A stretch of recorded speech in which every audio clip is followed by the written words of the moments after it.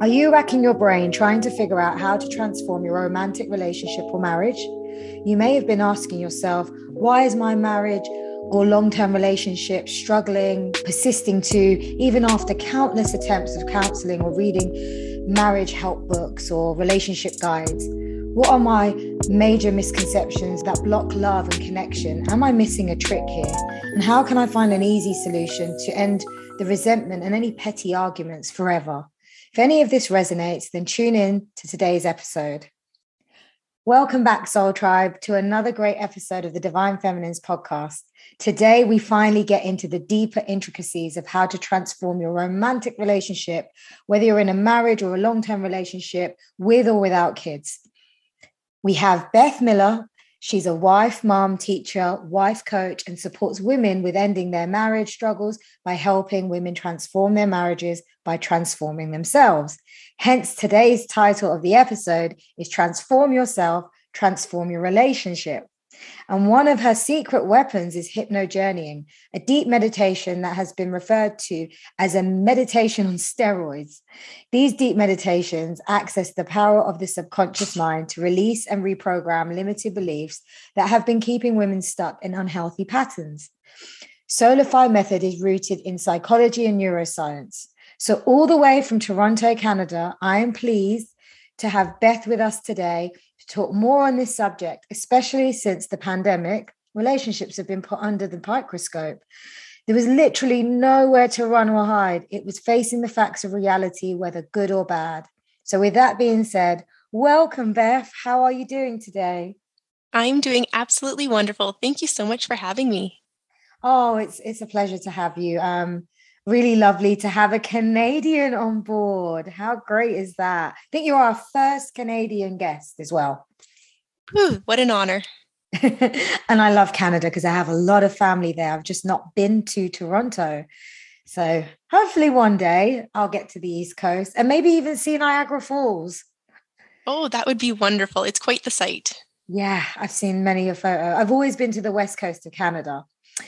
So even though we're on this time difference, I think that regardless of our distance from each other geographically, on an alignment side, we're very much on the same wavelength. And when we started to speak and, I got to know you a bit better and the idea of transforming yourself, transforming your relationship, I really liked that concept. And I was like, no, we really need to have this conversation. It's such a catchy episode topic. And I think so many can relate to this. But before we get into this, I'd like for you to share to the listeners a bit about your journey and what inspired you to develop Soulify Wellness. There's so much to your background. And I truly believe when someone's going through transformation, it's so much more supported and understood by someone that has actually gone through struggles and challenges that can help them. So yeah, tell us more. Okay, so where to start? I think where I'll start is where I am right now. Right now, I'm in a place where I help women who are on the verge of divorce save their marriages, and I have them do this on their own. Often their partners don't want to change or their partners don't want to do any counseling. So that's where I'm at right now, but this was not what I intended to do. What happened a few years ago is it was right after New Year's. I was on the elliptical. I was getting my kind of New Year's resolution body back in shape. And slowly over the course of about 5 days, working out on the elliptical, I just thought I was really sore.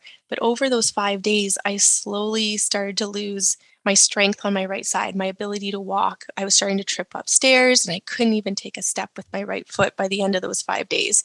I was really much in denial. I thought, I just need to go to physio. My husband was like, just go see the family doctor on Monday. But it was that Sunday morning, I woke up and thought, you know what, I need to go to the hospital, which is where my life did this big flip. And it was the ER doctor that told me I was having a brain bleed, which just absolutely changed my world at that moment. Wow, I'm lost for words, to be honest. I think I mentioned to you before when we spoke, my mom, she passed from a stroke, but she had a few. And I think everyone kind of thinks it's something that comes in old age. But when I did my research, because I became quite close to the whole concept of how it can be triggered, and I wanted to know more, it can happen at any age, right? And there's different triggers that can offset a hemorrhage bleed or aneurysm in the brain, a stroke, they're all kind of similar in some shape or form, but age is not a barrier to them. No, no, not at all. And it was shocking to me. I also had that same bias. I thought it just happens to older people, maybe older people that aren't even eating terribly well, or maybe not exercising because they get a blood clot. So I had all these biases as well, which are completely wrong. I was a healthy 39-year-old mom who ran half marathons, three crazy busy Wow. boys that are like, they were ages 4, 6, and 8. They were just young. And here I was wondering if I'm going to live. That's the first thing I said to the doctor was, am I going to live? It was just like Grey's Anatomy. I'm like, this isn't really happening. So at Yeah. that moment, it flipped my life upside down. I spent a month in hospital learning to walk again, learning to write again, and just wondering, what is my life going to look like? And because of that, I didn't realize it. It wasn't just my physical rehab, it was my mental too. I ended up going into I think they call it moderate depression, severe anxiety, where I was just on this high alert. Like everything in my body just felt like any little twinge or headache. I was just struck by fear that my brain was going to bleed again. So I was in this really, really bad place at that time in my life. Wow. And what I found fascinating is that you actually were, and I mean, still are, but you at the time you were, like you said, half marathons, you were really active, you were healthy. So was it more about the internal, like the stress, the maybe sometimes we hold on to a lot of emotions, we don't, the inner work. Do you think that it was more to do with more internalization of things that were happening in your life, and you would just take, us women, we take on a lot so we can be healthy, eat well, run half marathons, sort the kids out, save the world, and all of that. But there's a lot more that needs to be nurtured within ourselves. Do you think it was something what to do with that? Absolutely. And that's what my intuition really tells me. From a neurologist physiological standpoint, I have a little kind of marker on my brain that's been there since childhood. We didn't know it was there, but it bled and still can bleed. It's like a little mix up of capillaries, but it decided to bleed. And I think it was the universe, God, whatever it is that you believe in. I think it was a way for me to be like, you know what? Listen to me, body. You are not listening. You are stressed. You're doing too much. I'd been having panic attacks every once in a while for about a year or two leading up to that. Just all of a sudden, Right. I'd get really overwhelmed with working full time, being with my kids. My kids were so young, and there was just too much on my plate. But I just thought, this is the way life's supposed to be. I'm supposed to work hard, be a mom, and you know what? Sometimes you sacrifice yourself. So I look at it now as a gift because it flipped my world upside down to the point that I couldn't even do anything. I couldn't even be home with my kids because I was in the hospital. I couldn't walk. I couldn't run. Everything I knew was just put on a halt. And Yeah. at that point, there was a lot of grief I went through because parts of me that I'd known for so long, my identity, were no longer part of me. So I felt very lost. But I can seriously see it as a gift because I needed that. Otherwise, probably other things would have festered within my body, because often that's what stress does to our bodies, is it comes out in other ways like illnesses. Yeah. Wow. And so many things that you said, like flagged to me, signaled to me certain events, what reminded me of a spiritual awakening. Like you were, your world was brought to a stop because it wasn't sustainable for you to continue. And there is a higher purpose for you. But in order for you to rebirth into your higher purpose, and why we're here and we're speaking today, because it's very much we're on that same journey. But in order to, you have to let the old self die, and the ideologies, the way of living. It's not just the physical world of how you do things, but the mental, the mentality, how you talk to yourself, what you allow, balance. Like with the feminine, I really feel that we take on too much of the masculine energy, and that seems like you were very much, a great mom and a superwoman, but in your masculine energy, doing, but not being able to have the balance to receive and surrender. And the universe was like, hey, no, Beth, now it's time to surrender, because you won't surrender off your own back. So we're going to make you surrender without, without giving you a choice. So, so my next sort of trail of thought now, right, is that through that, I mean, and now, you work later on down the line, you're doing Soulify Wellness and helping women in their marriages.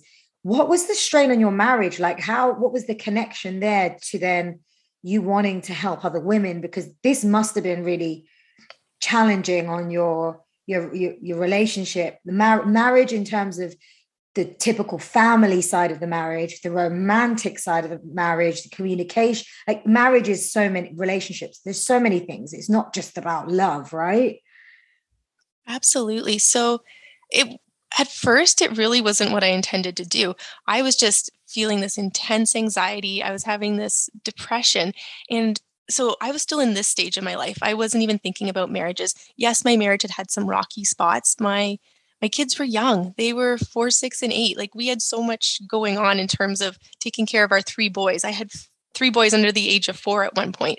So yes, our marriage wasn't in the best place. We were a bit like oil and water. My husband is very confident. He's very opinionated. And that's what really drew him to me, because I'm a very sensitive, now looking back, not very confident, not very good at speaking my opinion. So I was drawn to that within him. But as we got older and into our marriage, we were like oil and water at times, because he would have a strong opinion. I would take it personally. I would think he was attacking me. So not physically attacking me, but with his words, like I would think that he is putting me down, but really, he was just stating his opinion in his own authentic way. It was me that was receiving it, because it was showing me my shadows at the time, but I did not see that.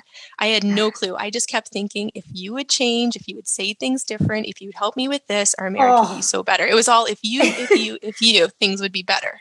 And how many of us, myself included, those listening, whether man or woman, how many of us are like, oh, because, he or she could have said that better. Oh, well, he or she wasn't like taking on board, that I did this and that I'm feeling like this today. And well, they can't read our mind, right? And there's definitely, and we're going to get into it a bit later, but there's definitely the wounding within ourselves. And I've learned a lot, and I know that we're going to talk about it now, but I've learned a lot that any situation, right, Steph, does that situation stress you out? Not stress you out, just frustrate you, let's say. It's the word frustration more than stress. Or is that person annoying you? Okay, it's not about the person. What is it in you that is feeling triggered by that? Not necessarily the person or the way that they say, what is it in you? And being able to then point that finger toward yourself and look in that mirror and go, there's something going on with me. Why am I getting so high rate about it? That's the transformational point of where you look to transform yourself. And by doing so, you transform relationships, whether romantic or not, like work, family. It actually can, this type of approach, right? It can help every relationship, but you show up differently. And then it gives a chance for others to maybe respond differently or behave differently because they see you show up differently. Absolutely. So, Steph, I couldn't agree more. If there's one thing that your listeners could take away from today to fix any of their relationships, is exactly what you just said. Step 1 is that awareness of our emotions. What are you feeling? Because these are just, it's almost like being a detective. These emotions that you're feeling, that resentment, anger, frustration, feeling lonely, feeling like you're not heard or seen, those are all these massive clues into areas within yourself that are screaming out, saying, give me some attention, give me what I need. I'm not feeling authentic. I'm not feeling the way I want to be. So really, when we can flip our thinking and realize triggers are actually these gifts, right? That there's work that needs to be done. Yeah, absolutely. And emotions are a big part, right? Like emotions are, I'm really annoyed when people are like, why are you so emotional? Why is she so emotional? Oh, no, we're not supposed to show our emotions. That's the worst thing you could ever do. Being able to embrace the emotion, knowing that we are not our emotion, right? But it's something that we experience and it's a passing thing, but using it as almost a barometer to say, oh, this is an emotion of happiness. Okay, so that might not always come, but what brought that emotion of happiness? Oh, okay, so I can identify with certain experiences that made me feel that way. Okay, cool. Then when I'm like feeling really sad or really, really lonely, what is it that's making me feel that triggers that emotion, and start to understand it? So understanding emotional intelligence gives you a really strong indication of what work needs to be done. And the fact that, we talk about high vibe. You can't be high vibe all the time. So the emotions are a good demonstration of that. we are human beings. We're here to be. And in order for us to be, we have to allow the ebb and flow and the good and the bad emotions, the highs and the lows. But it's how we kind of sway with them. It's almost like, you're standing outside in the wind, and the wind is really fierce sometimes, and you could be lifted off your feet and blown away, but you kind of just, you get taken by the wind a bit, but then you come back and ground to center. And then some days it just doesn't even blow windy, and it's a bit sunnier, and you're just looking up at the sun, and it feels nicer, right? So that's my analogy, but the emotions is a big indication. I mean, a lot of my listeners probably remember that I've said that I didn't make my marriage. It didn't last for me, unfortunately. But, I think that being able to do the examination on myself is important. And I actually kind of did that. I didn't have a Beth, unfortunately, but I did find my way. And I realized there was a day where it just hit me, and I was like, I'm just not feeling this. I knew it, the emotions. This is where I was avoiding the emotions because I was not happy. I was really not feeling good. And I just didn't feel like I was in my best spirit. And I was like, what is it? What is it? And the deepest rooted thing was I wasn't taking care of me. I wasn't looking at what I really want and who I really am. And then in a way, the universe sort of like triggered it on me, in some ways, like created an orchestration of events that I just had to see and face my emotions. And then by doing so, I realized, okay, no, you're not happy. Okay, is it to do with the other person? No, not at all. You can blame it on the other person all you want, Steph, but it isn't. And that was and it's hard because the other person, if you tell someone that it's not working, like, what is it that I did wrong? And then you say, no, it's not you, it's me. Everyone says, oh, that phrase. No, genuinely, there can be moments where it isn't the person, it's you, because you've not been looking at yourself and you've not really cultivated what is it that really is going to create that wholeness within yourself. And as you start to discover that, you may realize that you do just need to be on your own, or the marriage isn't able to be saved because you really feel like you're on a different path. And I'm not saying that to everyone to say, go and end your marriage or your relationship. I'm saying that by doing this work, you may come out either end. You may go, it may transform with your transformation. And that is a beautiful thing. And I know that there's many relationships that go through that. But then, be open-minded that it might go the other way. And don't be afraid of that. Don't be afraid that you can always say that you have come out knowing that you've done the work and you've transformed. I'm rambling on, but Beth, that was number one, right? The emotions. What was number two in your 3-stage strategy? Yeah, number 2 would be to look at your inner child. So inner child is this beautiful aspect of yourself that often stems from your childhood, from those years 0 to 7. That's when our subconscious mind is like a sponge. It's absorbing our world around us. It's almost like we're in a bit of a dreamlike state during those years. So most things we take as face value. Even if our parents were to joke around, sometimes we don't even pick up on that sarcasm. We just see it as face value. So this inner child is this beautiful, playful aspect of ourselves, but it also sometimes houses these wounded aspects, which may be mini traumas or major traumas. And mini traumas could be just seeing someone in your class get bullied, or it could be the fact that maybe someone didn't buy you a birthday present and you take that really personal, or it could be major traumas like a death in the family, abuse, or some other kind of maybe crazy weather events that maybe happen to your house. So these aspects, these wounded aspects, they're with us. And often it's because we've suppressed the emotions, or maybe we didn't have adults in our lives to help us understand or process those emotions. So these feelings, these beliefs about ourselves that maybe we weren't seen the way we needed to or validated as a child, we weren't heard, we felt like our opinion maybe didn't matter, maybe we felt unloved. So those aspects carry through. And often the incredible thing about our romantic relationships is these aspects show up in our romantic relationships often in the most magnified way. So that's why a lot of times there's these marriage struggles, relationship struggles, because you have to face a lot of these things that you've been suppressing for so long, our partner almost acts as a mirror to us. They're Yeah. mirroring to us exactly what we need to work on. So through an argument, just say my husband left crumbs on the counter, and I've asked him so many times, can you wipe the crumbs up after you make a sandwich? Something simple like that. And it constantly happens. So I hit this resistance. I hear him say, oh, what's the big deal? We'll wipe it up at the end of the day. And I hit this resistance. Eventually, this resistance builds to the point that I now have resentment against him because he's not listening. I don't feel heard. I don't feel like my needs are being met because I like to have a tidy counter, a tidy kitchen. And after a while, I start to feel rejected. Like, why is he not listening to me? But really, this is him mirroring to me areas I need to work within myself. Maybe as a child, I was the oldest kid. Had to be responsible, had to help my mom clean more. And so these beliefs are coming out that, you know what, a house has to have a certain kind of organization to it. And I'm projecting my beliefs onto him, which aren't jiving with his beliefs from childhood.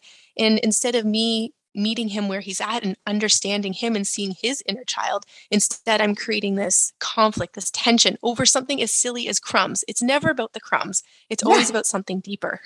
So true. I mean, the listeners now are probably laughing, but there'll be like situations like he didn't take out the trash, or she like was in the bathroom for an hour, or I mean, these are stereotypes, but or oh, I've been cooking for every night, for the last 2 weeks, like, and there's loads of things, right? And there's small things. Like marriages, relationships don't have to build up resentment on these small things to the point that it blows up and it feels like things are going to end, or people really just, it is the core of communication, but also being vulnerable, right? Like being able to say, I'm looking at myself and there's something, when you do this, it makes me feel like, when you leave the crumbs on the counter, it makes me feel a bit frustrated because I could have never done that as a kid. And I used to always have to be responsible. And it makes me feel a bit like I'm letting my values down and you're not helping me. And then, the other person will be like, wow, I just didn't know that. The crumbs are that deep for you, But it's so true. So there's also that communication and being vulnerable to say, but that annoys me. And this is a big one because we are all raised differently. Even if we're, you meet a partner and he's also from Toronto, or I meet someone also from London, or, and they have a very similar like upbringing or experience many similar things, there will always be a unique difference. And whatever they experience versus you or I would be completely different. And we just don't know the depth, and it's never going to be known to the other person. So we have to be always inward looking, ready to communicate, and not being afraid to be vulnerable. And I think, sometimes saying I got it wrong, or sometimes saying I made a mistake, or this doesn't make me feel good. They might look like defeatist type statements. They might seem like you don't own the situation. But actually, by coming forward and saying, I'm not able to, or this doesn't work for me, or I feel uncomfortable, I feel sad, or it just makes me feel sort of left out or unsupported or not heard, then the other person can start to really understand the feeling behind it, rather than, like you said, it builds up to resentment. And then it almost seems like anger when it's not really anger, is it? That's just an escalated emotion or frustration because everything else was never communicated or sort of explored. So it just builds up to blow up. Absolutely. It's so incredible when you can start to go inward. Like a great example with me is I really like to do things well. I wouldn't call myself a perfectionist, but maybe I am. I understand that I'm not perfect, but I do like when things are done well. So my husband used to kind of throw that back at me, being like, you can't take feedback. You always want to be perfect. And I used to get so defensive by that. And then I realized through this work that, you know what, I do like to do things right because I felt like I got a lot of love from my parents by getting good grades, by doing well in sports. And I know they loved me, but I didn't necessarily have all the hugs and cuddles I needed. Wow. And nor was I able to really, I think, communicate that I just needed more snuggles. So I felt like I was loved when I did things well. So then when my husband starts to point out my flaws, being like, why did you accidentally pay $300 for the hydro bill when it was only $250? And then I would blame something, oh, I'm just so tired or I'm exhausted from the day, instead of just being like, you know what, I did make a mistake and I should own this. If I had just owned it in the first place, it would end versus starting this silly argument about how much I paid the hydro bill for. And then there's just such a different level of respect. And when you can change those conversations with your partner, they then feel more open. They feel safer and more secure in the relationship because they don't feel like they're going to get yelled at or nagged or put down themselves. And when you can start to create that love in the house again, then all of a sudden the connection's back, the support's back. And it's just such a shift and a transformation within your life and your marriage when you can do that inner work. Yeah, I love that. And I really believe that the inner work, looking at your inner child, because we always have our inner child is always going to be with us, allows us to be our true, authentic self. You cannot be authentic and live in your truth and speak your truth if you haven't gone inward, if you haven't looked at the flaws and the things that make you feel vulnerable and, what kind of really gets you going or gets you upset. If you don't understand that, if you don't have that inward intelligence, you'll never be able to show up authentic, because I really believe that authenticity isn't not what you say, it's how you show up in your energy. So it's your demeanor, your presence. And someone that can be authentic is someone that's confident in just being there, being present in who they are, even without opening their mouth. So true. I love what you said about authenticity. Another way that I embrace authenticity, or I teach the women I work with, is to go back in time. So go back to a period in your life when you just felt unstoppable. Maybe it was during a sporting event, or when you were receiving an award, or you're singing on stage, or the day you got married, or the day you had your first child, where you just felt on top of the world. No one was going to knock you down. You felt so confident, so worthy, so deserving. You were just, like I said, on top of the world. And that was a moment in your life when you were most authentic. And so if you can kind of embrace or go back in time to that moment and just harness that energy, embody that version of you, it's just amazing. If you could just sense that and do it right now, all of a sudden you just have this lightness to you. You feel this warm, gooey, lovey feeling within. You just feel so much better when you can embrace that authentic you. And it's almost like you're kind of slower to talk, you think more, you're more in the moment. And if you can approach your conversations from this place, things also change because you're living your truth, you're speaking your truth. Yeah, really, really well said, Beth. I totally agree. It's interesting that, a lot of this work and the transformation isn't just on a personal level, it's on a collective level for the feminine. And, we have to also bear in mind and understand that it is a lot of deep work, transformational work on a collective level for us feminines, but also it impacts the masculines in a positive way for their awakening and then helps humanity awaken. Like this is a bigger effect going on in the universe, in the world. And we've come through a lot of suppression and a lot of the core values of what makes us truly feminine in our power have been suppressed over the years. It has been shown that, don't follow your intuition or do this because you're going to be, she's a bit witchy, or she's a bit weird. And these are not, acceptable ways of behaving. But we can no longer take that conformity of what society is shaped and molded. It is complete distortion. There is no such thing as a Cinderella, and the fairy tales of Disney are probably the most toxic stories that we could feed our children. There isn't a guy that's going to come and sweep you off your feet. You need to go do the work, girlfriend. And then maybe someone sweeps you off your feet a bit, but you've done the work on yourself and you align with the right energy, and vice versa for men. So, but I think for the feminine, there's a lot going on. So, I'm pretty sure you're probably coming across a lot of women that might have come from these old traditional kind of marriages where, they were told, you can't get divorced because or the church doesn't believe in divorce, or whatever it was that has been told to them, or we can't because we'll be seen as a disgrace to the family or the community. And I went through quite a lot of that, and that can make you feel like, oh, there is no way out. If you have tried to transform and you're not seeing that it's working for you, right? That it's not right. You're in the wrong place. You have to be able to say, no, it's okay. What society expects of you is not what you expect of you. And that is fine. Actually, you're creating a new paradigm. It's hard. It's so many, the women that come to me, that is just such a hard concept for them because it's such an ingrained belief. We've been programmed since we were born, those 0 to 7 years, that there's certain beliefs that we have in our society. And often the women come to me and they're emotionally exhausted. And one of the reasons they're so exhausted is because they've been living a very non-authentic life. It's as simple as, just say you're at the end of high school and you're supposed to pick where you want to go to university. And you're like, I really like the arts. I want to go into dance.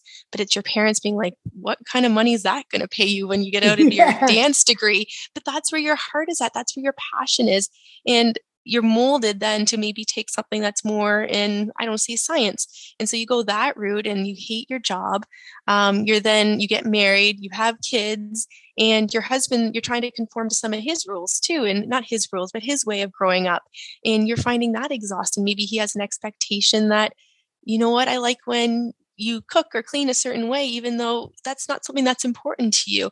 And it's just this ongoing cycle of molding to something that just doesn't feel like us. And we need permission to break free, to take time for ourselves, because I think we're programmed to be busy. You know what? This is the way life's supposed to be. Marriages are hard. That's what we're programmed to be. It doesn't have to be that hard. Life's supposed to be busy.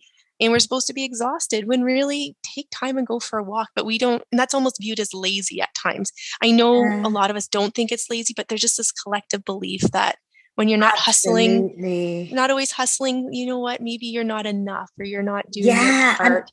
Oh my God. I can connect with it so much. I was always so busy, and me and my ex-husband were always doing stuff, always out and about. And then there was I remember a few other families that we knew of, like with their kids and stuff and the parents, and they were even more busier. And then I was like, oh, maybe I'm not doing enough. But I was already exhausted. And my mom, bless her, God rest her soul, she used to say, you need to slow down. Goodness me, did I get that message after she passed. She kept saying, you need to slow down. And I just didn't get it. Now I definitely have slowed down. But is it slow? No, it is peace. It is calm. It is balance. It is good. It feels great. I feel at one with myself. So slow isn't necessarily a negative connotation, but this world has created the always you need to do. And media, all of everything that we get served is always asking our brain to continually check in and respond and react. But we're supposed to be human beings. Oh, that description that you just gave for slowing down, just like it resonated with my heart so much because it's so true. And on a conscious level, like I work with more the subconscious mind. So we have the conscious mind, which really is only 5% of our brain power. That's that planning, organizing, analyzing. So that part of my brain was like, you know what? I do need to slow down. Of course I should meditate. Of course I should take some self-care time. But it's the subconscious mind that houses all that programming from childhood that says, you know what? Your friend has her kids in sports every night of the week. Your kids are going to be left behind and won't be competitive athletes because they're not in sports every night. Like there's this piece to us that thinks we have to be busy. In my subconscious, there's some fear, like my kids are going to be less than her kids because they're not as busy. So it's really, yes, on a conscious level, yes, I should take some time for myself. But what's driving all our actions, our habits is really our subconscious mind. And that's that 95% where every memory is stored from our past. And that memory then drives a belief that, so an example of a memory might be as a child, your friends couldn't come to your birthday party because there was a snowstorm. And because of that, they couldn't come. And you thought, you know what, as a 5-year-old, nobody likes me, but really there's a snowstorm. And now you have this belief that when people don't show up, maybe it's because they don't like you, even though on a conscious level, you know, that's not true. But to say you're having a dinner party and some people cancel last minute, you still have that deep rooted belief that maybe it's that they don't like me, but really it's something came up or their kids were sick. So it's incredible how our conscious mind and our subconscious mind are like going back and forth, but usually subconscious wins when it comes to driving what our actions are. That's so interesting. And it's not to do with relationship, but it just happened today when a situation with a client happened. And they weren't able to turn up to talk about a new opportunity. And I don't think that they deliberately did it, but I know that they're always busy and they can take, drag things on. Fine.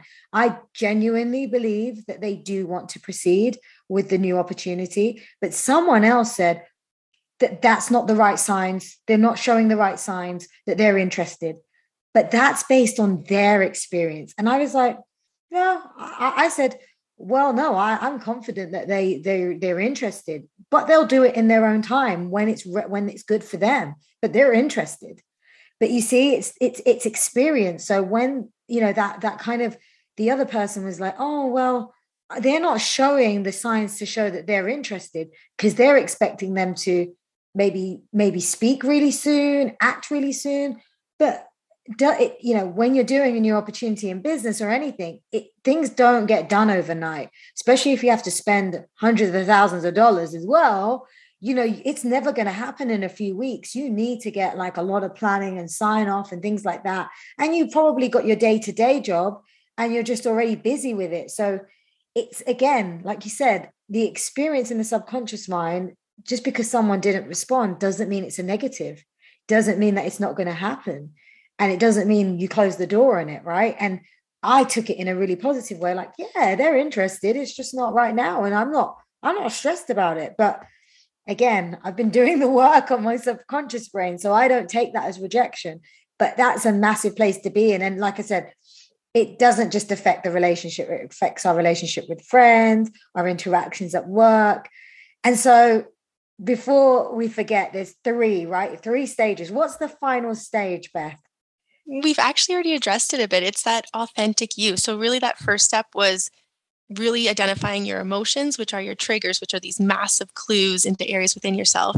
And then these massive clues often stem from your childhood where you didn't feel like you're enough, you didn't feel heard, you didn't maybe even forgive yourself. You're holding guilt or shame from something that happened in your past.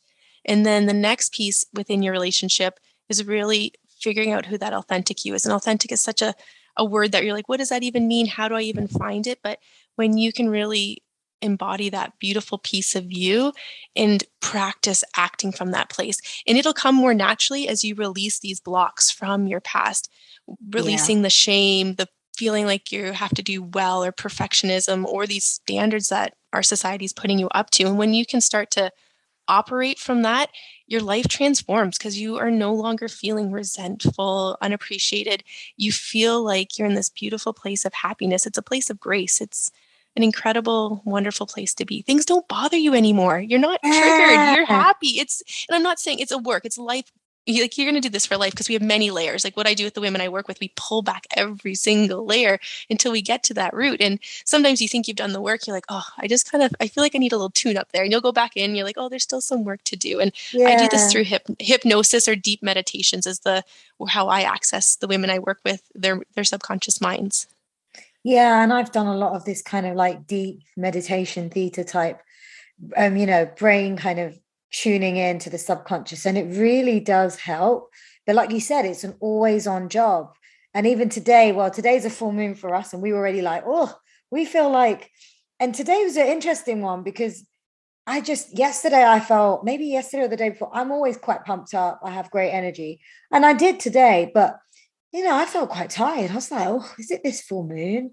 Is it, what is going on? And then I felt like I was in this like procrastination point at one point going, do I do this or do I? And then I was like, no, I just trusted my intuition. I was like, no, I'm just going to just be, and I'm just going to be like, oh, forget it. And then I went for a walk and I looked at the ducks and I was like, you guys got an easy life. And then I was like, no, you don't.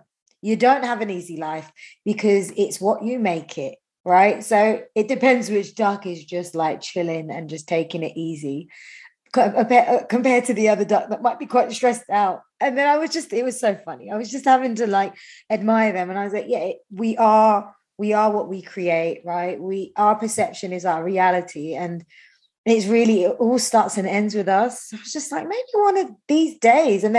But then when I was like, I didn't get a lot done at work today. And I know you were like, right? You were like, yeah, today was a bit of a weird day. I mean, I had my day, but what was you saying? Like maybe some things took up my time, or they just, extra bits to deal with. Yeah, which causes you a little bit more stress because you have that to-do list, but then you don't check things off. And I really need to kind of go back and be like, that list will be there tomorrow. It's going to be okay. But we have this expectation of ourselves, and I'm going to get this done, because I need it done to progress. And sometimes we just have to let it go because it's not going to do me any good. And one thing just to mention too is when we can start to get to that place where we can let things go, it's because we don't feel triggered by it anymore, because I'm letting go of that expectation of myself to get so much done. And then things just get easy for you again. Like the ducks. I love that analogy. It's the cats, like cat in my house. I'm like, you have a great life, but it's just how you perceive it.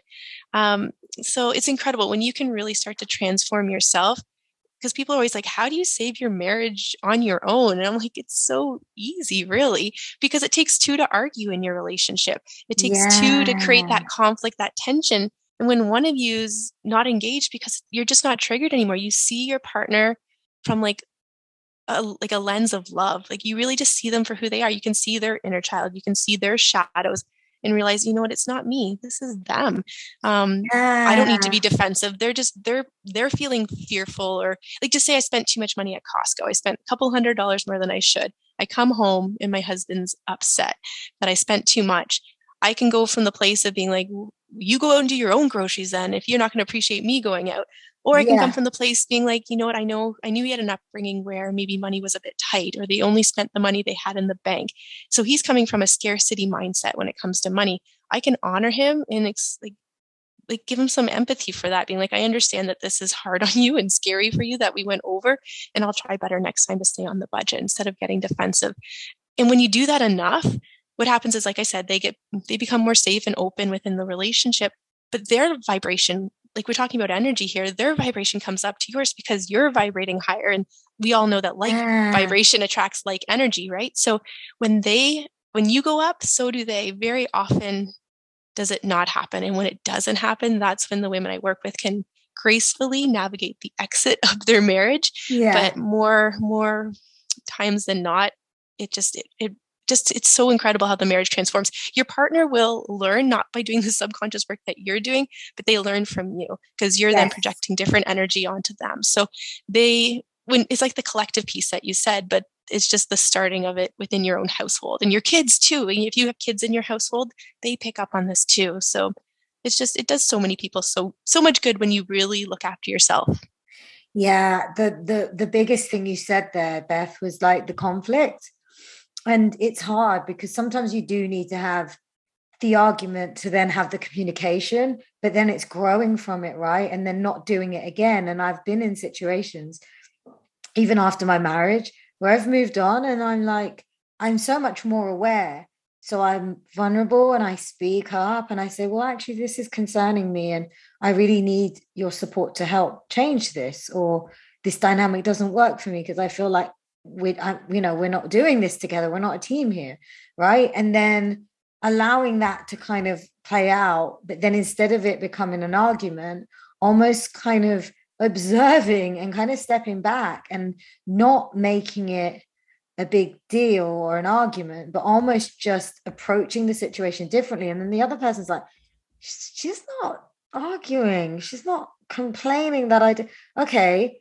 And then they're like, they go really quiet because they're trying to assess, what do I do next? And then when they do interact, I'm like, they're like, and I know, and I'm just like, yeah. So, and I'm calm and I'm cool, but it's very interesting because, like you said, as you change, they show up differently most times. And that is a really good way to grow and progress, because you're never meant to stay stagnant in any interaction. Everything has to change. And if it can evolve into a more progressive, positive direction, then you can keep those connections and those relationships and grow with them. Mm-hmm. I'm glad you brought that example up. When one of the partners might be a bit confused because the interaction isn't predictable, where it usually a situation that would normally turn into a fight or a petty argument doesn't, and it's almost perplexing.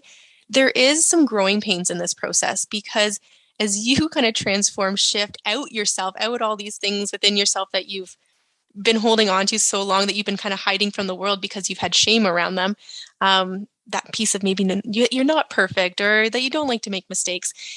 When that starts to change, your partner may not actually recognize you for a little bit. And there's two things that can happen. Sometimes they almost think you're better than me. What do you know? They have this like, why are you doing this kind of thing? It's really almost a piece of like, I think you're better than me.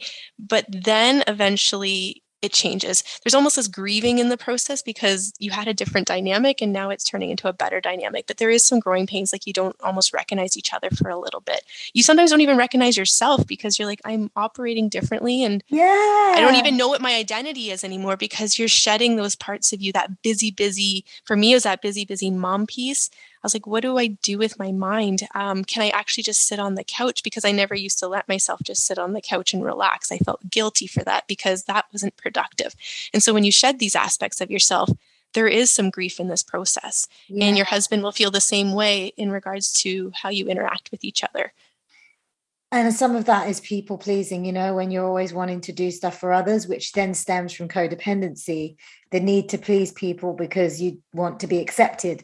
So there is the connection. But actually, if you step back and you don't people please, and sometimes you're just taking a chill pill, that's not going to impact what someone thinks of you or how good they think you are as a person. So that it's really transforming a lot of that. And they can be quite painful to transform through that. And you do start to see the reality of who's going to remain in your life and who isn't through you releasing those old paradigms, right? And it can be hard for the women that have to gracefully leave a marriage as well.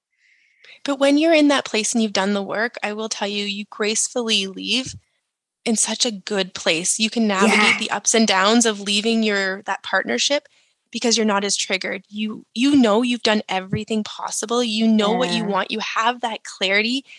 It's just you come from such a different place. You're not as lost feeling. You just know this is my next step. It's not going to be easy, but I know there's better for me and this is not where I need to be. This is not healthy for my energy. I've set my boundaries. They keep being crossed and it's time to go. And it's a much better place than being not in a good space, right? In mindset. Absolutely. When I had to exit my situation, I started to do my theta healing. And one of the biggest things was knowing that the marriage and the interaction and the relationship was part of my journey. And if it wasn't for me having that, I wouldn't have got to my awakening. I wouldn't have learned what I learned. I wouldn't have been able to sort of start to do that inward healing and seeing what was triggering me and why this marriage wasn't for me and, you know, everything. So I really then honored that, you know, it taught me so much. The other person was obviously not at that point. So they found it really hard, but I was really confident in myself and I didn't feel guilty. I didn't feel upset. I mean, no, there was a little bit of like, oh my gosh, it's over. But literally that passed really quick. And it was interesting the way it was like, oh, it's over. Like, it's really over. Like the divorce came through. Huh? And then afterwards you're like, oh, and you're in, like, you're just the liberated feeling. Because sometimes going through a divorce can be very, very heavy. We'll probably do another episode on this because I know a lot of people that can find it quite tough. Some divorces are quite straightforward, but some can be so painstaking. It can go any way, and you sometimes see the different sides of people through these processes. But once you have that moment, the liberating feeling is great, especially if you've done the transformation work, because then there is a whole new horizon where you know that next time you're not just gonna just go and start a relationship without really taking care of yourself before going into one. Mm-hmm. And it's really good to ask yourself, like, once you've done this work and you really know what you want, but you're like, why am I staying? You need to ask yourself why.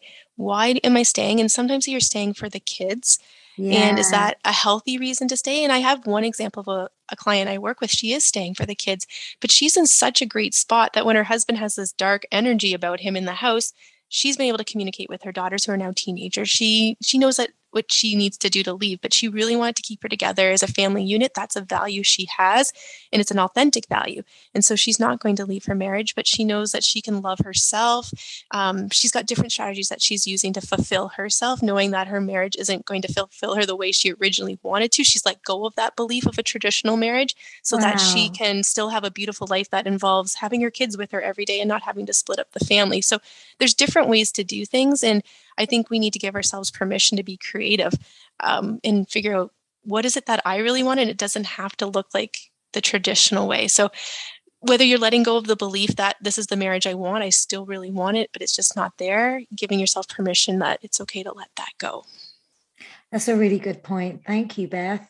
This has been a great conversation. And I think that the viewers, the listeners, everyone will really appreciate these gems and this insight and guidance from you. So with that being said, where can we find you? It's on Instagram, right? And you've got a website. Yeah, Instagram and Facebook are great spots to find me. So my handle is at Soulify Wellness, and I have a free guide for anyone that's in a relationship that may be struggling a little bit. It's you can find it at www.freemarriageguide.com, or you can visit my website, which is soulifywellness.com, and I have a free hypno journey. So that's that deep meditation that I use. So if you want to really connect with that authentic you can check that out on my website.